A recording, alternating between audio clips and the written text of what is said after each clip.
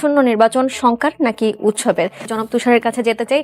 এই যে সমালোচকরা যেটি বলছেন যে গত সরকারের আমলেও এত ব্যয় হয়নি, তাহলে এবার যে ব্যয় বাড়লো, এই ব্যয় বাড়ার কারণ হিসেবে আপনি কি দেখছেন? এবার যেটি বলা হচ্ছে যে এবার নির্বাচন ঐতিহাসিক হবে, ঐতিহাসিক হবার কারণে কি ব্যয় আসলে বাড়লো বলে মনে করছেন আপনি? একটি ভালো কাজ করতে গিয়ে কেন আমাদের বেশি খরচ হবে? এটা যদি ফ্যাসিবাদী সরকার, স্বৈরাচারী সরকার করত, যাদেরকে মিথ্যাকে সত্য বানাতে হয়, তারা যদি বেশি খরচ করত, আমি বুঝতাম যে এই খরচের যৌক্তিকতা আছে। কিন্তু যে বক্তব্য জনগণেরই, যেমন গণভোট, যে নির্বাচন জনগণই চায়, যেমন সংসদ নির্বাচন, যে নির্বাচনে শুধু জুলাইয়ের পক্ষ অংশ নিচ্ছে, যেখানে প্রার্থী বাছতে জনগণকে খুব একটা চিন্তা করতে হবে না, কেননা এই নির্বাচনে স্বৈরাচার নাই এবং এই নির্বাচনে স্বৈরাচারের কোনো প্রার্থী নাই, যে নির্বাচনে সরকারের স্নেহপুষ্ট বিভিন্ন দল রয়েছে, সেই নির্বাচনে সরকারকে কেন এত খরচ করতে হচ্ছে? যে নির্বাচন জুলাইয়ের স্পিরিটে অনুষ্ঠিত হচ্ছে, সেখানে মারামারি কেন হবে? মারামারি তো করতো শয়তান লোকেরা, মারামারি করতো খারাপ লোকেরা, যারা জোর করে ক্ষমতায় যেতে চায়, যারা জবরদস্তি করে, যারা বিরোধীদেরকে গায়ের জোরে দমন করতে চায়। এখন কে আছে যে গায়ের জোরে কাকে দমন করতে চায়? ফলে কেন এত নিরাপত্তা দরকার হচ্ছে? কি কারণে এত নিরাপত্তা খরচ? কি কারণে এত প্রচারণার খরচ? হ্যাঁ ভোট না ভোট তো মানুষের দাবি নাকি? তো মানুষ তো এমনিতেই হ্যাঁ ভোট দেওয়ার কথা। এটা কেন মানুষের কানের কাছে গিয়ে বারবার বলতে হবে আপনি হ্যাঁ দেন, হ্যাঁ দেন, হ্যাঁ দেন, হ্যাঁ না দিলে বিপদ হয়ে যাবে? তার মানে কি তারা মনে করছেন যে বাংলাদেশের অনেক মানুষ নাতে ভোট দিয়ে হ্যাঁকে না করে দিতে পারেন? তাহলে এই পুরো ব্যাপারটা অযৌক্তিক। একটা অযৌক্তিক বিষয়কে নিয়ে আমাদের আলোচনা করতে হচ্ছে এই কারণে যে তারা এটাকে যৌক্তিক করার চেষ্টা করছেন। কিভাবে জানেন? না, এটা তো আমাদের করতে হবে কারণ আমরা ভালোর জন্য খরচ করছি। আপনি ভালোর জন্যই তো কম খরচ করবেন, খারাপকে টিকে থাকার জন্য অনেক খরচ করতে হয়। যার চেহারা খারাপ তার মেকআপ বেশি লাগে, তাই না? যার চেহারা ভালো তার কি মেকআপ বেশি লাগে? যার চেহারা ভালো তার কি প্রত্যেকদিন বিউটি পার্লারে যাইতে হয়? তো এখন যদি কেউ বলে না আমার চেহারা এত ভালো, আরো ভালো করার জন্য আমি বিউটি পার্লারে যাই, আমার বিউটির পেছনে অনেক খরচ, তো এটা বললে তো এটা অযৌক্তিক হয়ে যাবে। আর কেউ যদি বলে যে না ও এত সুন্দর তাই ওর সৌন্দর্যের পিছনে খরচকে আমরা মেনে নিচ্ছি, সেটা আরো অদ্ভুত। ওকে খেতে বলেন, ওর শরীর ঠিক রাখতে বলেন, হেলথ ভালো রাখতে বলেন, ব্যায়ামে খরচ করতে বলেন, চেহারায় কেন? এই জন্য এটা একটা অযৌক্তিক খরচ। দ্বিতীয়ত আপনি চিন্তা করে দেখেন, আপনি একটা হিসাব দিয়েছেন 3100 কোটি টাকা খরচ, তার মধ্যে 1400 কোটির একটা খরচ আছে, 1200 কোটির একটা আছে, এর বাইরে অতিরিক্ত আরো 500 কোটি, সব মিলে 3100 কোটি। তারপর আবার 140 কোটি হচ্ছে হ্যাঁ ভোট না ভোটের প্রচারণায়। কিন্তু এর বাইরেও একটা খরচ আছে। আপনি যদি ধরে নেন প্রতিটি নির্বাচনী এলাকায় একজন প্রার্থী তার নির্ধারিত খরচ থেকে কিছু তো লুকিয়ে টুকিয়ে করে, ধরে নিলাম লুকিয়ে টুকিয়ে করা খরচ সহ 50 লাখ টাকা খরচ করে, যেটা অবশ্য অবিশ্বাস্য। 50 লাখে কিন্তু নির্বাচন হয় না, কিন্তু ধরেন 50 লক্ষ নির্বাচন খরচ করে এবং 6 জন প্রার্থী আছে এরকম, তাহলে প্রতি আসনে 3 কোটি টাকা, তাহলে 300 আসনে 900 কোটি টাকা আরো খরচ হবে। এবং এই 900 কোটির বাইরে তাদের সমর্থকরা খরচ করবেন, আরো লোকজন খরচ করবে, নানান ধরনের খরচ আছে, ধরে নেন আরো 1000 কোটি। তার মানে এইখানে 3100 কোটি, ওইখানে 1000 কোটি, 4100 কোটি টাকা এই নির্বাচনে এমনি খরচ হবে, মানে আইনসঙ্গত ভাবে, বেআইনি ভাবে আরো অনেক খরচ হবে। এই যে এত টাকা কেন খরচ হচ্ছে? এত বছর পরে ভোট হচ্ছে, এটা তো এমনিতে উৎসবের ভোট হওয়ার কথা। এই ভোটে মানুষের নাচতে নাচতে, গাইতে গাইতে, হেলতে দুলতে ভোট দিতে যাওয়ার কথা। কেন লোকজনকে এতবার বলতে হচ্ছে একটা হ্যাঁ ভোট না ভোটের জন্য? কেন লোকজনকে বলতে হচ্ছে মারামারি করবেন না? কেন লোকজনকে বলতে হচ্ছে সাবধান সাবধান? কি কারণে? কার প্রতি ভয়? কে আসবে কোথার থেকে? দেশে স্বৈরাচার বিতাড়িত, স্বৈরাচারের নেতৃবৃন্দ এখানে থেকে যে কোনো গন্ডগোলে নেতৃত্ব দিবেন সেটারও কোনো সুযোগ নাই। তারপরে যে কয়জন বাংলাদেশের ছিলেন তার অধিকাংশ আছে জেলখানায়। তাহলে বাকি আছে কে? কে এখানে গন্ডগোল করবে? তাহলে কি জুলাইয়ের পক্ষ নিজেরা একজন আরেকজনের সাথে গন্ডগোল করবে? আপনি বললেন যে স্বৈরাচারের কেউ এই মুহূর্তে মানে বড় নেতারা তো কেউ নাই, যাদের বেশি ক্ষমতা তারা পালিয়েছে, কারণ পালানোর ক্ষমতাও তাদের আছে। বলা হলো যে নির্বাচনের আগে অথবা নির্বাচনের দিন যদি কোনো রকম সহিংসতার ঘটনা ঘটে, এর জন্য দায় থাকবে একটি দল, এবং যেই দলের কেউ এখন মাঠে নেই, এবং যাদের বেশিরভাগ দেশে ছিলেন তারা এখন জেলে, তাহলে তারা কিভাবে দায়ী হন? সুকুমারের কবিতা আছে না, সুকুমার রায়ের, ছায়ার সাথে যুদ্ধ করে গাত্র হলো ব্যথা। এখন আমি দেখছি আসলেই গাত্র হচ্ছে ব্যথা। কেননা যাদের বেশি ক্ষমতা, মানে তারা পয়সা কড়ি খরচ করে বা কোনোভাবে প্রভাব খাটিয়ে পালিয়ে যেতে পেরেছেন, এমনকি আটক হওয়ার পরও 2-4 জন বেলজিয়ামে মাথাচাড়া দিয়েছেন, বিভিন্ন জায়গায় মাথাচাড়া দিয়েছেন, এরা তো গিয়েছে, তার মানে এরা বেশি ক্ষমতাবান ছিল, মানে পতনের পরেও তাদের ক্ষমতা ছিল। আর যাদের আরেকটু কম ক্ষমতা তারা আছে জেলখানায়, মাঝে মাঝে জেলখানার যে গাড়ি আছে ওইখান থেকে মাথা বের করে, ডিম টিমও মারে ওদেরকে, ওদেরকে ডিম মারলে আবার ঠিক আছে, কোনো অসুবিধা নাই। হ্যাঁ, ডিম মারা সিলেক্টিভ, একদিকে ডিম দিলে ওইটা পুষ্টি, আরেকদিকে ডিম দিলে ওইটা অন্যায়।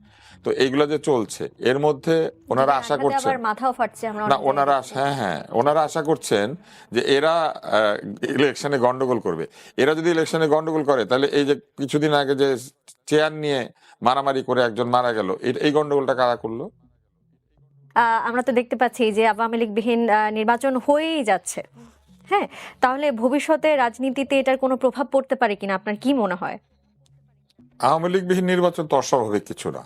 আওয়ামী লীগ যে কাণ্ড করেছে এবং যেভাবে পতিত হয়েছে তাতে আওয়ামী লীগ নিজের জন্য নিজেই কুয়া খুঁড়ে সেখানে নিজেই পড়ে গিয়েছে, এবং এই কুয়া খোঁড়ার জন্য তারা নিজের দলে অন্য দলের লোকদেরকে জায়গা দিয়েছিল। আমরা অসংখ্য এখন দেখতে পাচ্ছি বিপ্লবীরা বের হয়ে এসেছেন যারা বলছেন যে তারা একসময় ছাত্রলীগে লুকিয়েছিলেন, যুবলীগে লুকিয়েছিলেন, বিভিন্ন জায়গায় লুকিয়েছিলেন।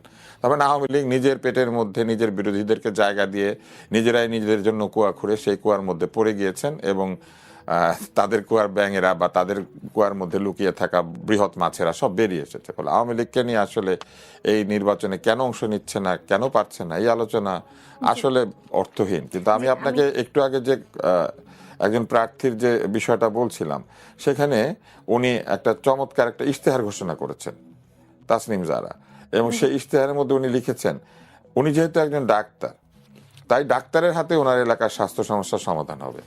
কিন্তু ওনারা এনসিপিতে ছিলেন, স্বাস্থ্য মন্ত্রণালয়ে আমরা দেখেছি যে স্বাস্থ্য উপদেষ্টা কিন্তু কোনো ডাক্তার নিয়োগ হয়নি। তো ডাক্তারের হাতে যদি স্বাস্থ্য সমস্যার সমাধান হতো তাহলে এই এই যে বিষয়, সেই সেই বিষয়টা তো ওনারা তখন দাবি করতে পারতেন। এই যে মানুষেরা বুঝছেন, একটু আগে আপনি ফেক মুনাফেক এরকম আলাপ সালাপ করছিলেন না, আমি দেখলাম যে এনসিপিতে থাকার সময় তার কথা একরকম ছিল, বেরোয় আসার পর কথাবার্তা সব অন্যরকম হয়ে গেছে 24 ঘন্টার ব্যবধানে। এবং ওইখানে উনি একটা জায়গায় বলেছেন যে উনি যদি সংসদে যান, উনি তিতাস গ্যাস জাতীয় অন্য সব যারা সার্ভিস আছে সেই সার্ভিসগুলিতে যদি সেবা দিতে না পারে তাহলে বিল দিবে না, এটা উনি প্রস্তাব করবেন আইন হিসেবে। এবং ইংলিশে লিখেছেন নো সার্ভিস নো বিল, সেবা না দিলে বিল নাই। তাহলে নো ট্রিটমেন্ট নো রিলিজ, এটা উনি অনুবাদ করে না কেন? এই যে বিরোধিতার জন্য ফ্যাসিবাদের চেহারা নেওয়া, অর্থাৎ ফ্যাসিবাদ যেরকম এক কথার অর্থ আরেক রকম করতো, ফ্যাসিবাদের কথার অর্থ আবার এক কথার অর্থ আরেক রকম করা হয়েছে। ইউনিভার্সিটিতেও তো লেখা থাকে no card no entry, no mask no entry, মানে কি আপনি মাস্কও পরেন না ঢুকেন না, ব্যাপারটা কি তাই? এখন এগুলা যে হয়েছে, এগুলা করে করে ওনারা আজকের এই অবস্থাটা তৈরি করেছে, যে জন্য আজকে আওয়ামী লীগকে নিয়ে আলোচনা করতে হচ্ছে। আওয়ামী লীগ নিয়ে আলোচনা হইতোই না যদি ওনারা আওয়ামী লীগের মতো আচরণ না করে, যদি আসলে বিপ্লবের যে আচরণ, বিপ্লবীদের যে আচরণ, সেই আচরণটা যদি আমরা দেখতাম। যেমন ঘুষের প্রসঙ্গে আমার আলোচক বলেছেন, ফলে আজকে যখন আপনি বলছেন যে আওয়ামী লীগবিহীন যে নির্বাচন হয়েই যাচ্ছে, আওয়ামী লীগবিহীন নির্বাচনটা হয়েই যাচ্ছে, কিন্তু নির্বাচনটা কি আওয়ামী লীগের চেয়ে ভালো হচ্ছে কিনা, এইটা এখন একটা প্রশ্ন হয়ে দাঁড়িয়েছে। কেননা নির্বাচন আওয়ামী লীগ পক্ষ নিত, সেটা কি পক্ষ? শুধু নিজের মার্কার পক্ষ। তারপর হচ্ছে নিজের মার্কা যারা পায় নাই তাদেরকে একটা মার্কা ডিস্ট্রিবিউট করে দিয়ে আবার তাদের পক্ষও নিত, যে কারণে স্বতন্ত্র প্রার্থী জেতার পরে আওয়ামী লীগের এমপিরা গিয়ে আনন্দ করে, নিজের প্রার্থী হেরে গিয়েছে কিন্তু আওয়ামী লীগের মন্ত্রী গিয়ে আনন্দ করে। এমনকি আমাদের এখানকার বড় বড় ইনফ্লুয়েন্সার যারা এখন অনেক বিপ্লবী, এরাও গিয়ে তখন আনন্দ করেছে যে আওয়ামী লীগের প্রার্থীকে হারিয়ে দিয়ে স্বতন্ত্র প্রার্থী জিতেছে। মজার ব্যাপার কি জানেন? ওই স্বতন্ত্র প্রার্থী এখন জেলে, আওয়ামী লীগকে হারিয়ে দেওয়ার পরেও উনি জেলে। এবং এটার কারণ কিন্তু ওইটাই যে আওয়ামী লীগ তার বিজয়ে নাচানাচি করেছে।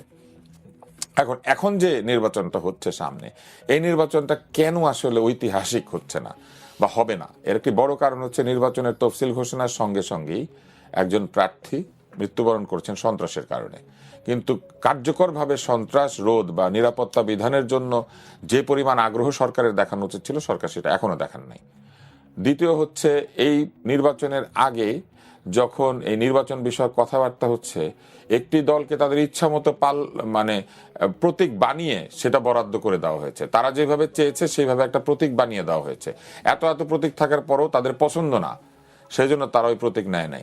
যেমন ধরেন আপনি এটা করতে পারেন, কিন্তু আপনি একটা বড় স্টোরে গেলেন, সেখানে শাড়ি পছন্দ না, আপনি জামদানি যে বানায় তাকে ডেকে এনে বললেন আমার ডিজাইনে জামদানি বানায় দেন। তো এটা তো করা হয়েছে, নির্বাচন কমিশন করেছে, এই কারণেও এই নির্বাচনে একটা পক্ষপাত দেখা গিয়েছে। তার মানে আপনি বলছেন যে কাস্টমাইজ করা হয়েছে, অবশ্যই এটা তো প্রমাণ আছে। তারপরে কি করা হয়েছে নির্বাচনে? তারপরে নির্বাচনে যেটা করা হয়েছে সেটি হচ্ছে এই নির্বাচনে প্রার্থী বিভিন্ন যারা দল রয়েছেন সেই দলগুলি তাদের মতো নির্বাচন করছে, কিন্তু সরকারের পক্ষ থেকে অন্তত একটি দলের ব্যাপারে ইঙ্গিত দেওয়া হয়েছে যে তারা অনেকে জিতবে, জিতে তারা সংসদে যাবে, তারপরে তাদের মধ্যে কেউ কেউ মন্ত্রী হবে।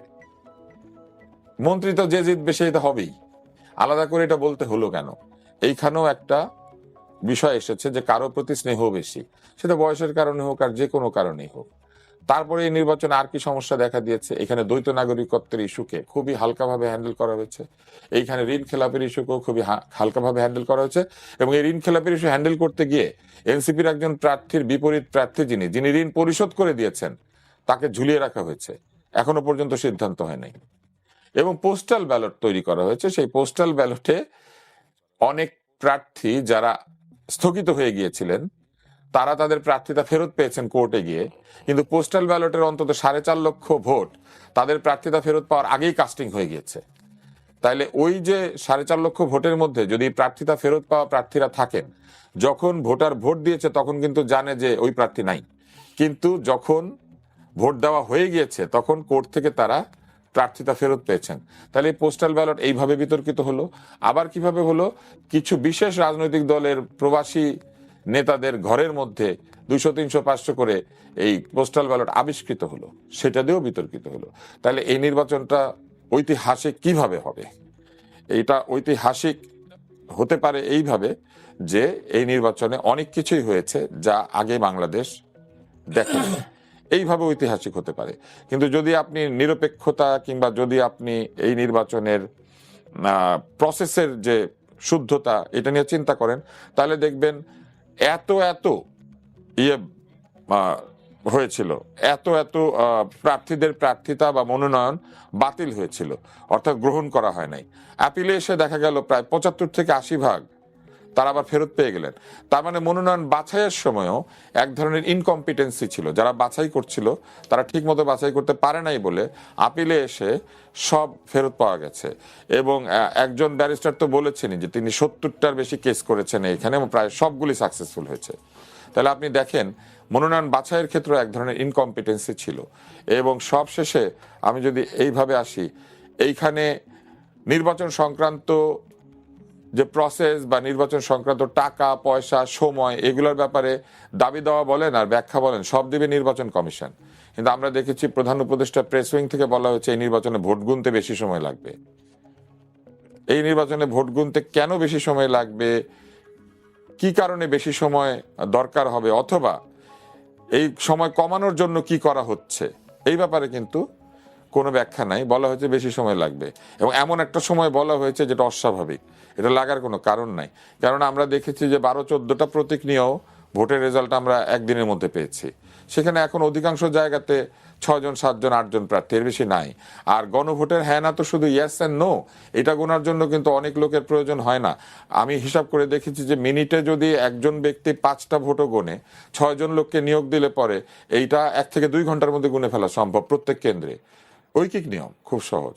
তাহলে এই সব অদ্ভুত বক্তব্য, অদ্ভুত কাজকর্ম, অদ্ভুত সিলেক্টিভ টেন্ডেন্সি, অদ্ভুত অনুবাদ, অদ্ভুত ইশতেহার, এই সব কিছু মিলে আমরা যেটা লক্ষ্য করছি যে নির্বাচন হচ্ছে, কিন্তু এই নির্বাচনেও কাউকে জিতিয়ে আনার একটি প্রচ্ছন্ন চেষ্টা লক্ষ্য করা যাচ্ছে। এবং এই যে জিতিয়ে আনার প্রচ্ছন্ন চেষ্টাটাই নির্বাচনকে বিতর্কিত করে, এবং এগুলো নিয়ে প্রশ্ন তোলার সুযোগ চলে আসে।